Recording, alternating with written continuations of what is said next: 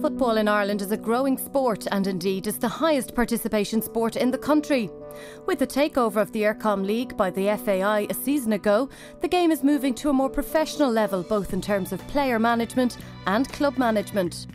Although financial issues have all too often made the headlines, with clubs desperately seeking new investors, one man took the bull by the horns in his beloved Wexford and invested €4 million of his own money into the club we now know as the Wexford Youths. Mick Wallace, manager of the Eircom League side and property developer, identified a gaping vacuum in terms of proper soccer facilities in the county. He took it upon himself to change that. If I were to listen to the banks, of course they would have told me that's madness. You can't be spending that kind of money investing in a social structure. I mean, I'm not a very rich man, despite the media portrayal of me. All my life, I suppose,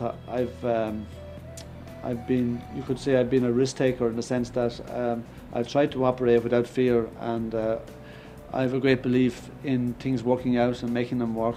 Mick has been involved with the Wexford Youths for many years now, and he takes a keen interest in the players that play football for him.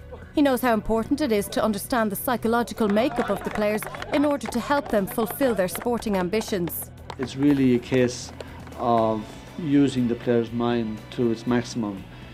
If you want to make a good footballer, you must develop his mind more than anything else.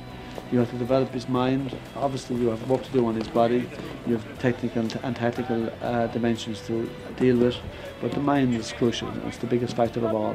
If you want a kid to perform well in all the different aspects of the game, you must first understand where he's coming from.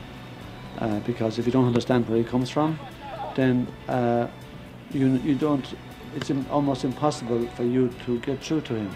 You have to build an inner belief in him, but you must do it in a certain way.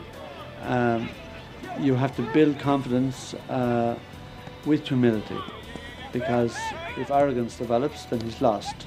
There has to be a humble element in him, so you have to build his confidence while keeping him humble. Italian football is a huge inspiration to the man behind the Wexford Youths. He spends a lot of time in Turin, where he observes the way the Italians live and play. They're the most successful European side of all time in the World Cup. They've won 4 World Cups, been in 6 finals. Only the Germans come even close to them. I mean, they're way ahead. Their coaching is on a different planet. The rest of Europe just learns from them. For me, they played the purest football of them all. And if you want to study the game of football as to how it should be played, there's no better way of doing it than sitting up in the stand where you can see the full pitch. You can't really see football on television, in my opinion. You can only see it maximum 20% of the game. If you want to see how football is played, you must be able to see all the pitch at one time. You have to be able to see all 22 players to see what's going on. The passion for the game over there is second to none.